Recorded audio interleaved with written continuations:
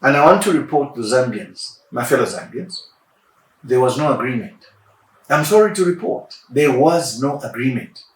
That is why you as a government wanted to superimpose your own program, that we have been embarrassed by a leadership that is insensitive and uncaring.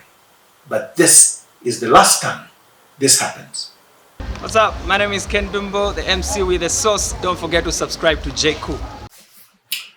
My fellow Zambians, I wanted to throw my weight on the mourning period that was cancelled by His Excellency, the President of the Republic of Zambia, President Hakainde Hichilema. I wanted to say a few words so that we understand each other and also to educate each other on how we should be moving in situations such as the one we face today. As Zambia must prosper and a member of the Tonse Alliance, we are totally against the conduct, the speech, and the manner in which the UPND government has handled the affairs of the late President Edgar Chagwa Lungu. Legally, the former President's Act of 1993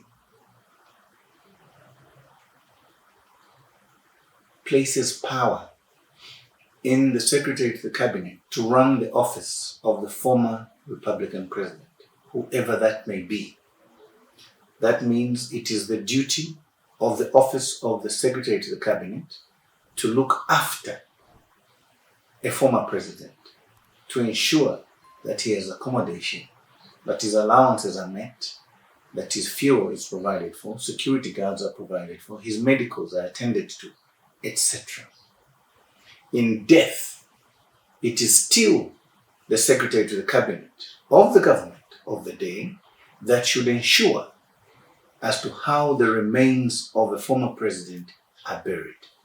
This is where the failure has come in. The fact that South Africa has agreed to have our sixth Republican president, late Edgar Chagwa Lungu, buried in South Africa is embarrassing. It is very, very embarrassing. It is shameful, and as a nation, we should never have allowed this situation to occur. South Africa, where the late President Edgar Chagwa Lungu had gone for medical attention, is not his home. He had gone there to seek medical attention. His home was in Chifwema, here in Lusaka. Here are a few things from research, from precedent, as to how we bury a late president in Zambia. I have spoken to officials of the government, both in government today and former government officials at very high levels. The procedure must be this. Whenever a president, a former president, dies, it is mandatory that the nation must be informed of that death within 2 hours. Please note that. Within 2 hours. This was not done. That announcement, before it is made, the person making the announcement will be preceded by the playing of the national anthem. The announcement must be made at the national broadcaster's office or station. In this case, Zambia National Broadcasting Station. This shows the importance of the information that is coming. National anthem, the broadcast at Zambia National Broadcasting Corporation. In this day and age, other media houses can pick up the news from there. The address, usually by the Secretary of the Cabinet or a sitting president, is merely to inform the nation that we have lost a president. This act, the protocols and procedures are not prescriptive. When we heard about the death of President Edgar Chagwa Lungu, this government, the UPND government, did not speak to the nation until after 4 days.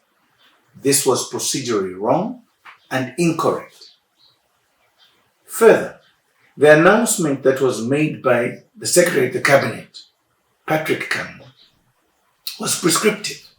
He came to tell the nation that the government had declared national mourning, that there will be a period of 7 days of national mourning, and that burial will be within that period. This again was wrong. The protocols are that when an announcement is made, the first time, about the death of a former Republican president, it is merely to inform the nation that we have lost a president. And the government then will tell the nation that details about the program and other things will come later. Why this is important is because the government then has to engage two sets of people. One, the family. Second, it must engage the political party to which that president belonged. Both these, in our current situation, have not happened. And we all know why. The reasons are simple. The Secretary of the Cabinet prescribed a 7-day period without engaging the family. The Secretary of the Cabinet prescribed a 7-day mourning period initially without engaging the Patriotic Front, the party to which Edgar Lungu belonged and was president. The reason why the UPND did not engage the Patriotic Front as a political party is simply because the UPND has been interfering in the affairs of the Patriotic Front. They have superimposed a president on the Patriotic Front, so they didn't know who to engage because the guy currently there is their stooge who will not command any respect from the PF. That was a problem. As we speak today, this is the 15th or 16th day after we lost our beloved 6th Republican president. No government official, and I say no government official, has visited Chifwema, the official mourning home of where Edgar Chagwa Lungu was residing. The president has not been to the funeral home. The vice president has not been to the funeral home. No minister has been to the funeral home. Not even the secretary to the cabinet. This is not how we mourn.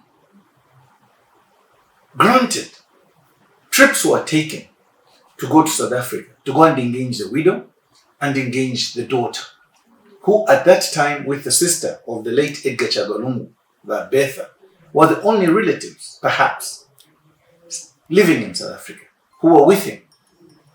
But here's the catch. Edgar Lungu was married to Mayowa Esther Lungu. Tasila is his daughter. There are other relatives. Betha is the immediate older sister, yes, but there are other relatives of Edgar Chagwa Lungu who were left behind here in Zambia. In my own small way, as a patriot, as a political leader, and wanting closure and trying to open up doors for this government, I did introduce family members to this government. Members of the family of Edgar Chagwa Lungu were engaged by this government. However,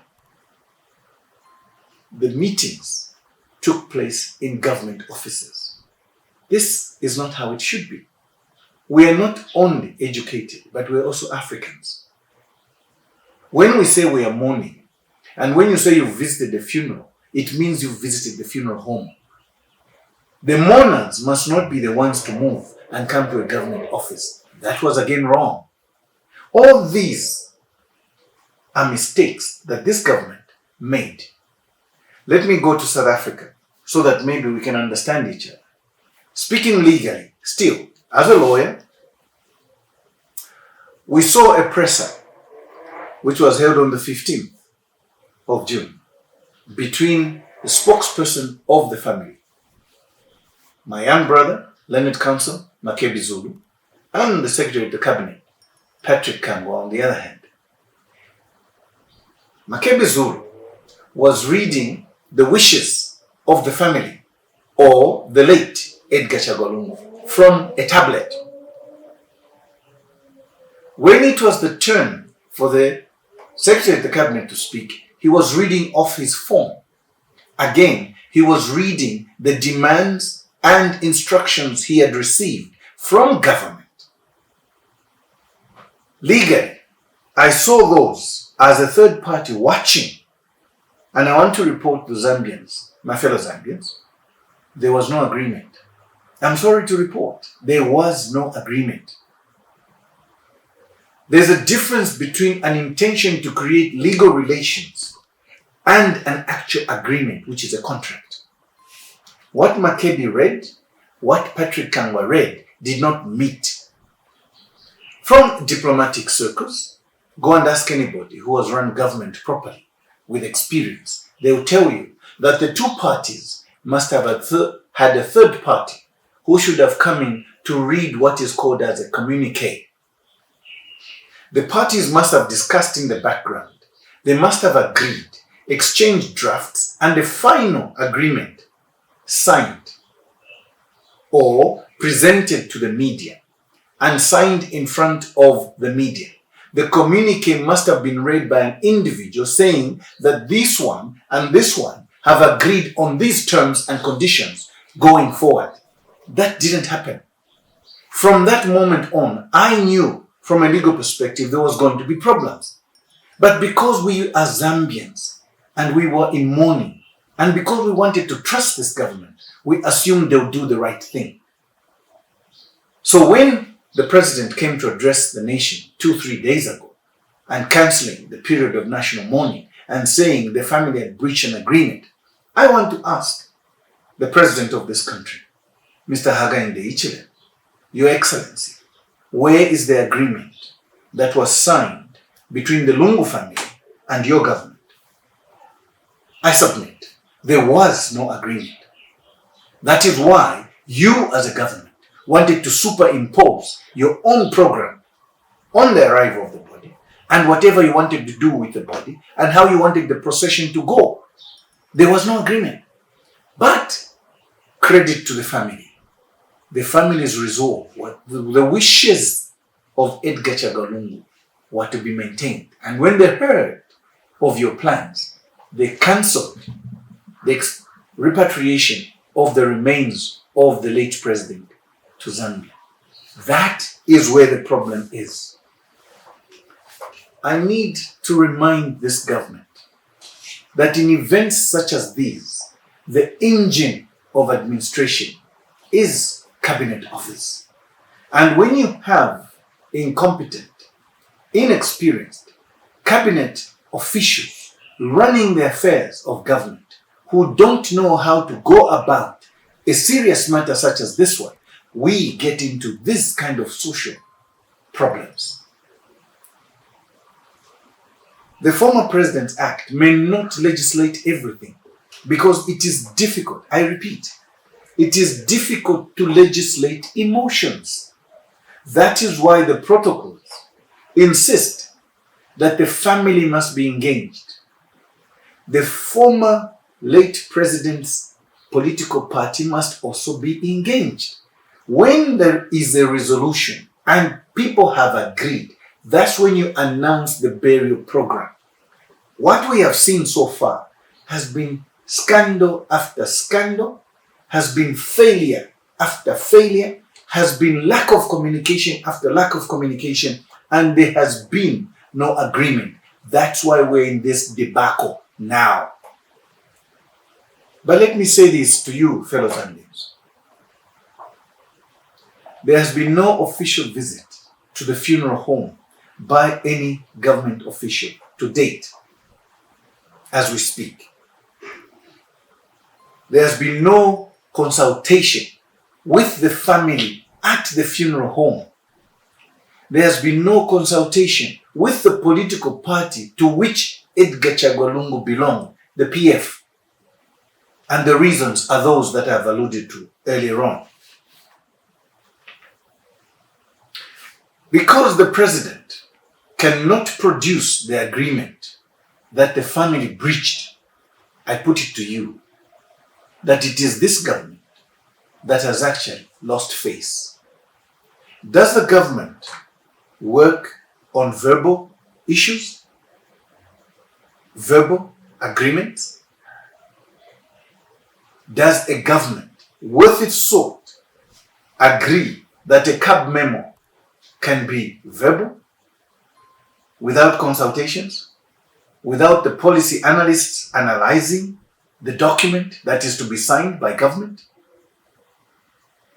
There are enough people within government who could have advised this president, but we have a non-listening president, hence where we are. So, 2-3 days ago, the president came on the screens and cancelled national mourning. Question: where are we rushing to? According to Hakainde Hichilema, our president, we must return to normalcy. Let me put it to you, Mr. President. We are never, ever, ever going to return to normalcy as long as we have not buried Edgar Chagwa Lungu's remains in this country. And this is your fault, your government's fault. So there will be no normalcy. This is an international embarrassment. Oh, this is a procedural issue which should have been resolved from the beginning. Technical issues should have been ironed out by technocrats. You didn't allow them to do that. You have asked the country for calm and patience, not to be emotional. We agree. We shall not be emotional. But we are looking for leadership. And the problem we have right now is you have failed us, Mr. Hakainde Hichilema. Your leadership has failed this country. Hence the embarrassment that we are facing today. Fellow Zambians, our late president, Edgar Chagwa Lungu, was a product of a credible democratic process and a gracious loser of the same democratic process. He effectively died whilst in forced exile. Hakainde Hichilema cannot accept that. But the truth of the matter is, Edgar Lungu was in forced exile. He was basically seeking for political asylum. Yes, he was sick, but I don't believe from the discussions I had with the late president that he had any intention of returning to this country. He wanted peace of mind, and he wasn't getting his peace here in Zambia. This is not a leader who was overthrown via undemocratic means, no. But he was a strong defender of the very democratic process that delivered a result he did not prefer. But nevertheless, he respected it and handed over power peacefully. He was a Democrat. Edgar Chagwa Lungu was denied even the basic use of the airports that he built. The medical facilities that he so longed for were blocked from him. Medical services he had worked to expand in this country did not come to fruition. Hence, he wanted to seek specialized treatment. That was denied of him. How did we get here? It is a failure of leadership. And the buck stops at Hakainde Hichilema. Hakainde Hichilema and his undiscerning administration have failed us in this situation we're in today. That we shall lay to rest a leader of that consequence in a foreign land is a moment of shame, collective shame, whose responsibility lies squarely on our very mean and uncaring government of the UPND. What shall we tell our children? Honestly, what shall we tell our grandchildren when we look back at this piece of history? What shall we say to our neighbors in the region How shall we explain this to the global world that is watching us? Shame is shame, and we can't change that. But this is clear. Zambians, in their collective wisdom, will one day resolve this same issue, will one day and soon be brought back to rest in his native home of Zambia, as Zambia must prosper, and a member of the Tonse Alliance, we so declare. Let us unite as the opposition so that we secure national consensus to remove this failed one-term project called the UPND government out of power. This divisive, insensitive, and failed regime is not who we are as a people. As Zambia must prosper, we regret Zambia's diminished reputation in the region and its international stature. Zambia has a well-established reputation as a cradle of peace. And this is what our forefathers were known for. A seat in the region that was always able to broker diplomatically peace around the region and secure the independence of the entire region in Southern Africa. We have lost that due to this failed leadership. As we agree that ECL's remains for now must rest in South Africa, we are resolved that never again shall we vote into power this failed regime called the UPND government. Let me thank our neighbor, our friends in the region, South Africa in particular, for helping us look after the Lungu family. Let me thank the neighboring heads of state who have shown leadership in this trying moment. And we say to them, we are very sorry that we have been embarrassed by a leadership that is insensitive and uncaring. But this is the last time this happens. To you, my fellow Zambians, I say, let us unite. It is now time. Let me know what you think about this video. Thanks for tuning in to JQ News. Don't forget to like, share, and subscribe for the latest updates on tech, politics, and everything in between. Until next time, stay cool.